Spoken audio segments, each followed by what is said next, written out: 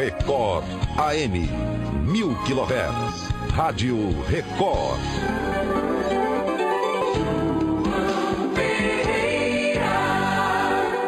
São 5h17, há mais ou menos uns 15 dias, o programa do Ratinho chocou o Brasil, convidando Guilherme de Pádua, assassino confesso de Daniela Pérez, a participar do programa. E, de novo, foi discutida a questão da reforma, da necessidade do Código Penal, a história do rapaz de Lusiânia, que matou 6 jovens, e um laudo dizia que ele não podia viver em liberdade, num convívio normal com as pessoas. E eu recebo, junto com o Leão e com os amigos da Record, o senhor Ari Friedenbach, pai da Liana Friedenbach, que em 2003 foi vítima de uma crueldade, de uma brutalidade, assassinada com o namorado Felipe Café. Já são 7 anos, Ari. Boa tarde. Boa tarde, é um prazer estar aqui com você. Prazer te receber aqui. A Liana foi assassinada em novembro de 2003, ou seja, fazem 6 anos e meio.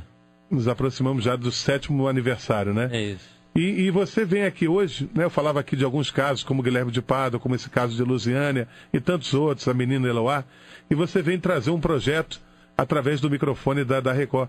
E eu gostaria que você apresentasse agora para todo o Brasil que nos ouve, que projeto é esse? Eu venho já desde o assassinato da Liana tentando buscar um país um pouco melhor, buscar algumas introduções, alterações na legislação penal, especificamente no que diz respeito ao ECA, o Estatuto da Criança e do Adolescente. Nós temos visto que, apesar de toda a luta, eu já tive inúmeras vezes em Brasília. Foi ao Congresso? Já fui ao Congresso diversas vezes, conversei com o presidente de Congresso. Porque a alteração começa lá, né? Exatamente. A alteração dessa legislação passa pelo Congresso em Brasília. E a gente tem que mudar um pouquinho a legislação que cuida da criança e do adolescente. Além da legislação penal que lida com os maiores de idade também. Falando especificamente do ECA, Estatuto da Criança e do Adolescente, eu vejo algumas mudanças urgentes que tem que acontecer. Uma seria o aumento do prazo de internação, que hoje é de apenas 3 anos para qualquer tipo de infração penal. O crime cometido por menor é chamado de infração penal. O caso do menino João Hélio, né? O caso do menino João Hélio, que foi libertado, né? E isso é um verdadeiro absurdo. Primeiro porque as nossas instituições são muito ruins e não recuperam ninguém. E ainda mais depois de apenas 3 anos de internação, quando a gente está falando de menores de extrema periculosidade. Eu não estou falando do menor que comete pequenos deslizes.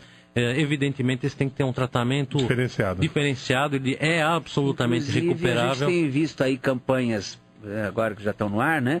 Falando da Fundação Casa, que a Fundação Casa mudou, né? Que não é mais uma instituição agressiva, que não sei o quê, que mudou completamente. Quer dizer, você vendo a propaganda, parece... O coordenador, né? Pois é, parece que é uma maravilha, né? E a gente sabe que não é nada disso, né? O que ocorre, na verdade, eu vejo como o grande calcanhar de Aquiles da Fundação Casa é como lidar com os menores infratores perigosos. Existem programas bastante interessantes quando estão tratando de crianças não perigosas, de projetos de socioeducativos que realmente procuram reintegrá-los à sociedade. Agora, quando se fala de menores perigosos, absolutamente não se sabe o que e como fazer isso. E, obviamente, com a péssima assistência que se tem em todos os aspectos, é muito importante que a gente tenha um aumento desse prazo de internação para menores perigosos. E, quando a gente fala de menores que cometem crimes hediondos, aí eu defendo uma outra conduta, que seria a responsabilização do menor que comete crime hediondo, isso independente da sua idade. Eu acho uma perda de tempo, na verdade, essa discussão da redução da maioridade penal. Para 16 anos. Porque isso é evidente um grande equívoco e não vai resolver coisa nenhuma. Nós temos, infelizmente, menores de 15 anos que também cometem... anos, de 13, de 15... Ou seja, pouco importa, na verdade, a idade desse menor. O que precisa ser examinado... É o meio. É o que ele fez, o caso específico. Exatamente. E quando a gente está falando do menor que comete crime hediondo, ele evidentemente não pode ficar 3 anos e ser colocado em liberdade, como foi o caso daquele menor de idade que ajudou a matar o menino João Hélio no Rio de Janeiro. Como ia acontecer com Champinha? Exato. Só que no caso do Champinha, ele foi interditado civilmente. Hoje ele se encontra numa unidade chamada uma unidade médica, que não é coisa nenhuma, mas é uma unidade separada, onde ele está recolhido porque ele não tem condições de cuidar da própria vida. Ou seja, ele já cumpriu os 3 anos de internação na FEBEM e hoje ele está interditado civilmente porque ele não tem condições de retornar ao convívio social, que é o que devia ter sido feito com aquele maluco que matou os 6 jovens em Goiânia. Em Lusiânia, né? Em Lusiânia. E aí você criou um projeto, mas esse projeto é um projeto para a sociedade ou um projeto para uma alteração em Brasília? Esse projeto, evidentemente que ele é para a sociedade, mas que ele tem que ser alterado via Congresso Nacional. Essas mudanças na legislação, seja no Código de Execuções Penais também, onde a gente tem essas progressões de pena de uma forma sem qualquer critério, a gente tem, na verdade, uma forma de se liberar vagas nos presídios e se coloca todo mundo para fora sem qualquer exame criminológico, verificar se ele tem realmente condições de ser colocado em liberdade. A progressão da pena hoje é feita com 1/3 de cumprimento da pena, o que é ridículo, é uma afronta à sociedade. Quando a gente vê, por exemplo, esse caso do Nardoni, daqui no máximo 9 anos ele está em liberdade. E ela antes, ela com 6. Exatamente. Exatamente. Isso é um tapa na cara da sociedade, evidentemente. Acho que esse E aí eu queria saber exatamente o seguinte, porque esse ano é um ano de eleição. Então a gente sabe que a mesa está trancada, a mesa de votação. E o que a gente faz? Há como pressionar o Michel Temer e o Sarney para acelerar esse projeto que você tem?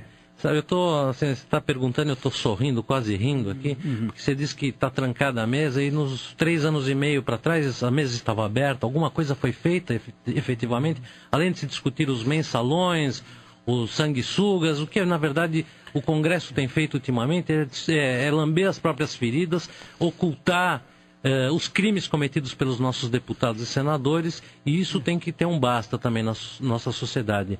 A nossa sociedade tem que estar muito alerta, nós estamos se aproximando das eleições, e a gente tem que estar muito atento em quem vai se votar, para não colocar bandido novamente, porque não adianta nada a sociedade ficar discutindo a corrupção e ficar dizendo que todo mundo é ladrão, se nós que colocamos esses ladrões lá, né? O que a gente faz então, Ari? De que maneira a gente pode, com a nossa audiência, qual é a mudança mais importante para você nesse momento, aquela que você considera prioridade do que você tem em mente? Veja, eu acho que a primeira coisa é uma campanha muito forte da imprensa que tem essa possibilidade de fazer um voto consciente. Eu acho que a ferramenta única que nós temos num país democrático é o voto.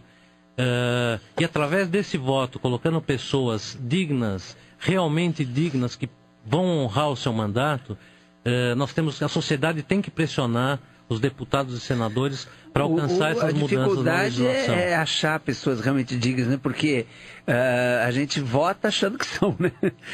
Mas assim, infelizmente, o que a gente tem visto também é que a gente vê que o fulano é ladrão e ele é reeleito, né? Eu obviamente não vou dizer nomes aqui, eu acho mas que tem gente haver uma punição, né? Também no mesmo sentido que as punições que você falou para os bandidos, para esses bandidos de colarinho branco, né? Porque você vê, o governador lá de Brasília ficou quanto? Ficou um mês na cadeia? Mais ou menos, E já está solto, nem né? esquentou a cadeira, né? Na verdade, é bastante utópico até isso que eu vou falar, mas eu entendo de que os nossos políticos que roubam dinheiro de saúde e de educação deviam ser condenados por genocídio, porque eles estão condenando centenas de pessoas à morte, as pessoas estão morrendo nas portas dos hospitais, as crianças estão à disposição do tráfico porque não tem escolas suficientes, apesar de toda a propaganda, faltam escolas, faltam vagas nas escolas e mais do que isso, falta um ensino decente nesse país. Essa coisa de os jovens ficarem 3, 4 horas na escola é uma coisa que faz de conta que estão ensinando alguma coisa. A única forma de a gente reverter essa situação, além de mudar a legislação penal, é dar uma educação de qualidade. Se a gente não tiver investimento de 30 anos, 40 anos maciços em educação onde o jovem vai ficar das 7 às 3 da tarde na escola, tendo realmente um ensino que vai fazer ele ser um cidadão, nós não vamos ter uma mudança nesse país. Não adianta também a gente só construir cadeias, se a gente não construir escolas de muito boa qualidade.